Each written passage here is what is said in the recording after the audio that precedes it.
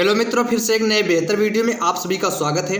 आज की इस वीडियो में हम क्लास 12 मैथ अध्याय फर्स्ट संबंध एवं फलन के सभी मोस्ट इम्पॉर्टेंट क्वेश्चन देखने वाले हैं। बस इस वीडियो को बिना स्किप किए शुरू से लेकर अंत तक बने रहिए। चलिए वीडियो शुरू करते हैं बिना देर करते हुए। वीडियो शुरू करने से पहले एक छोटा सा रिक्वेस्ट है, यदि हमारे यूट्यूब चैनल JPXYZ स्टडी पर नए हैं तो चैनल को सब्सक्राइब जरूर करिए, क्योंकि इस चैनल पर बोर्ड संबंधित सभी important question chapter wise chapter upload किए जाते हैं, जो कि हर एक वीडियो आपके लिए मोस्ट इंपॉर्टेंट है। और इस चैनल को सब्सक्राइब करके जुड़ जाइए, एक से ऑल चैप्टर के वीडियो हमेशा अपलोड किए जाएंगे, जो कि हर एक वीडियो आपके लिए इंपॉर्टेंट रहेंगे, इसलिए सभी वीडियो को जरूर देखें।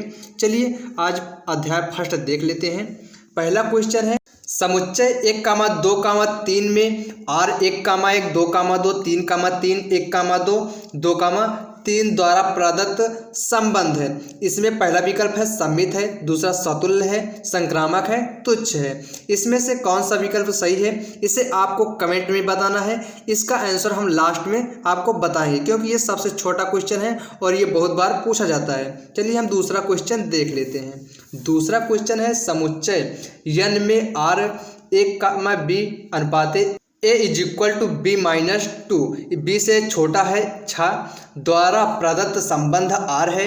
निम्नलिखित में सही उत्तर चुनिए। इसमें पहला विकल्प है 2, 4 एलिमेंट R हो जाएगा, 3, 8 element R, 6, 8 element R, 8, 7 element R। चलिए इसे हम हल करके देख लेते हैं। इसमें हो जाएगा n = प्राकृत संख्याओं का समुच्चय है तथा R = 1, B अनुपाते A = B-2, B से छोटा है 6। आगे हम सवाल में देखे हुए थे। तो A = B-2, B से छोटा है 6, तो B = 8 के लिए A = 8 - 2 = 6 हो जाएगा। तो यहाँ पर 8 रख दिए हैं B का मान। तो यहाँ पर चूंकि 6 - 8 एलिमेंट R, इसमें विकल्प देख लेंगे कौन सा सही है। तो यहाँ पर विकल्प C सही है, तो यहाँ पर विकल्प हम C सही कर देंगे। चलिए हम इसके आगे देख लेंगे। अगला क्वेश्चन है, अगला क्वेश्चन मोस्ट इम्पॉर्टेंट है। फिलहाल जितने भी क्वेश्चन हैं सभी मोस्ट इम्पॉर्टेंट है, सभी को तैयार करके जरूर जाएं।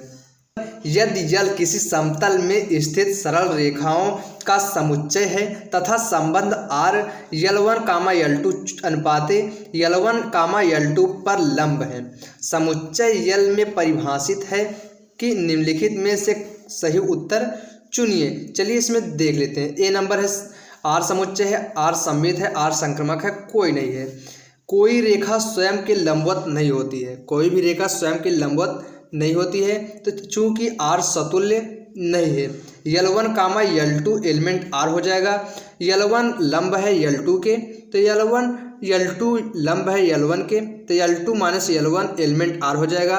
R सममित है, तो यहाँ पर R सममित हो जाएगा। तो यहाँ पर ऑप्शन नंबर B सही है। ऑप्शन नंबर B में हम टिक मार देंगे, सही है। चलिए हम चौथा नंबर देख लेते हैं। नेक्स्ट क्वेश्चन है, यदि A मझला ब्रैकेट 1, B, C, यहाँ पर मझला ब्रैकेट होना चाहिए, तो B = 2, 3, 4 है, तो A से B तक फलन होगा। यहाँ पर विकल्प आप देख सकते हैं, विकल्प दिया हुआ है।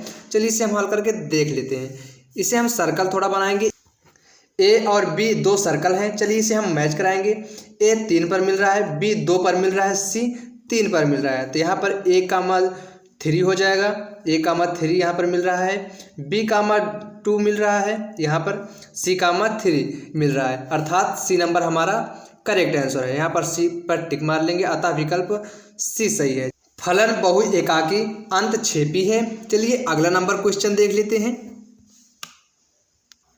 अगला नंबर क्वेश्चन हो जाएगा, F अनुपाते R arrow capital R तथा G अनुपाते R से R फलन क्रमशः Fx = cos x तथा Gx = 3x² द्वारा परिभाषित है, तो गॉफ तथा फॉग ज्ञात कीजिए। ये भी मोस्ट इम्पॉर्टेंट है, ये 22, 23, 24 में पूछा गया है कहीं ना कहीं, इसे जरूर से तैयार करेंगे। चलिए गॉफ x = G Fx हो जाएगा, G cos x हो जाएगा।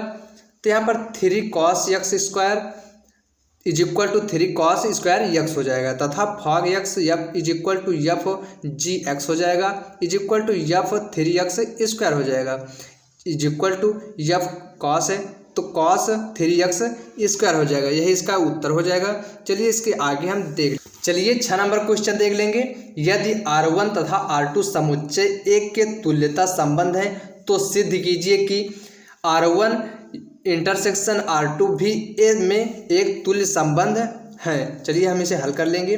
R1 और R2 समुच्चय ए के तुल्य संबंध है, अतः दोनों स्वतुल्य, सममित और संक्रामक होंगे।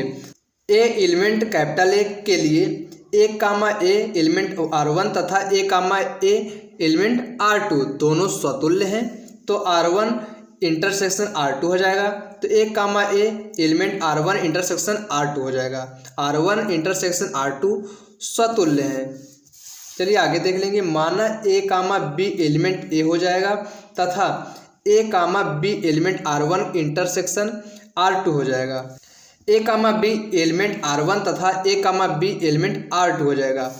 ए कामा बी एलिमेंट R1 तथा A comma B element R2 दोनों सममित हैं। बी कामा ए एलिमेंट R1 इंटरसेक्शन R2 है, चूंकि R1 इंटरसेक्शन R2 सममित होंगे। चलिए इसके आगे देख लेंगे। माना A comma B C element A तथा A comma B element R1 intersection R2, B comma C element R1 intersection R2 बड़ा bracket A comma B element R1 तथा A comma B element R2 है, तो मझला bracket B comma C element R1 हो जाएगा तथा B comma C element R2 हो जाएगा। तो मझला bracket A comma B element R1 B comma C element R2 तथा A comma B element R2 B comma C element R2 हो जाएगा। तो A comma C element R1 तथा A comma C element R2 दोनों संक्रामक हैं। A comma C element R1 intersection R1 intersection R2 संक्रामक है, अतः R1 इंटरसेक्शन R2 एक तुल्यता संबंध होंगे। इस तरह से ये क्वेश्चन का हल हो जाएगा। यदि ये क्वेश्चन आपसे पूछा जाएगा तो ये सीधे सीधे आपको 4 या 8 नंबर जरूर देगा। चलिए अगला क्वेश्चन हम देख लेते हैं।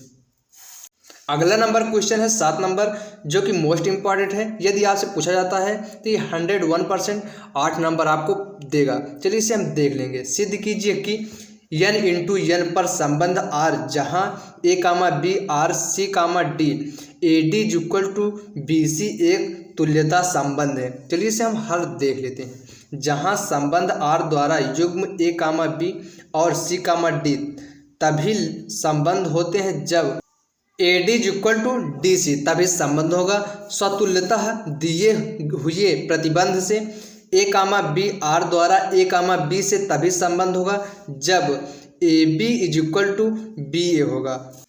प्रत्येक ए कामा बी एलिमेंट n के लिए BA इक्वल टू AB सत्य है। ए कामा बी R ए कामा बी संबंध R स्वतुल्य है, चूंकि संबंध R स्वतुल्य है। चलिए इसके आगे देख लेंगे। उसके आगे होगा माना A comma B R C D, तब दिए हुए प्रतिबंध से A comma B R C D हो जाएगा। A D equal to D C, D A equal to C D हो जाएगा। क्रम विनिमय नियम से C B minus D A C comma D R A comma B हो जाएगा। A comma B R C comma D हो जाएगा। C comma D R A comma D हो गया। क्रम विनिमय का मतलब दोस्तों इन तीनों अक्षर से जितने भी अक्षर बन सकते हैं 4 अक्षर से उतना हमें बनाना है। तो यहाँ पर अतः आर सममित है। माना A comma B R C comma D तथा C comma D R E comma F, तब दिए हुए प्रतिबंध से A comma B R C comma D तथा C comma D R E comma F हो जाएगा। तो A D is equal to B C तथा C F is equal to D E हो जाएगा। ए डी गुणे C F is equal to B C गुणे D E हो जाएगा। तो A F is equal to B E, तब A B R E F हो जाएगा। तो A comma B R C comma D हो जाएगा। C comma B R E comma F हो जाएगा। तो A comma B R E comma F हो जाएगा। चूंकि संबंध आर संक्रामक होते हैं, चूंकि यन गुणे यन पर संबंध आर स्वतुल्य सममित तथा संक्रामक है, अतः यन गुणे यन पर संबंध आर तुल्यता संबंध है। इस तरह से लास्ट क्वेश्चन का हल हो जाएगा। उम्मीद करता हूं दोस्तों यह वीडियो आपके समझ में आई होगी। वीडियो कैसा लगा कमेंट में जरूर बताइए। चलिए मिलते हैं अन्य किसी वीडियो में, तब तक के लिए जय हिंद, वंदे मातरम।